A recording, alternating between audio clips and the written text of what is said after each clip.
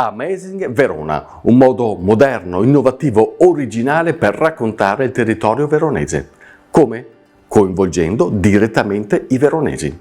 20 aziende, 20 imprenditori che diventano testimonial della loro terra, scelti in svariate categorie. L'enogastronomia, quindi il vino, la ristorazione, il cibo, i prodotti tipici, ma poi l'accoglienza, la recettività, l'experience, ovvero la voglia di far scoprire il territorio in maniera emozionale, fino anche all'artigianato, in particolare quello del legno. Tutte categorie insomma che possono rappresentare Verona a livello internazionale, perché questo è lo scopo del bando finanziato dalla Regione Veneto.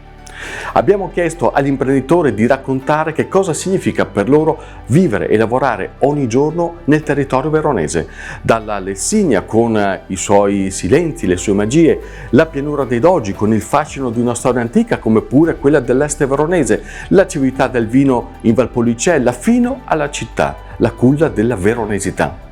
54 video, in parte dedicati agli imprenditori e alle loro testimonianze e il resto al racconto delle meraviglie veronesi. Il tutto in 3 lingue, italiano, inglese e tedesco, e tutto veicolato attraverso i social più importanti, quindi Facebook, YouTube, Instagram, Pinterest e TikTok, con gli adattamenti a seconda della piattaforma di riferimento. E poi il sito amazingverona.com, in cui abbiamo inventato un gioco, Scopri il tuo Zing, per rendere ancora più coinvolgente e appassionante la visita in terra veronese. E poi selezionatissimi giornalisti e influencer nazionali e internazionali che abbiamo portato e stiamo continuando a portare a Verona. Il risultato di tutto questo lavoro? 10 milioni di visualizzazioni, con 4 milioni e mezzo di persone raggiunte in paesi come Germania, Polonia e Austria, che fanno da capofila, guidano le fila degli innamorati di questo territorio e quindi di questo progetto realizzato con Confcommercio Verona e col supporto delle capofila Union Service.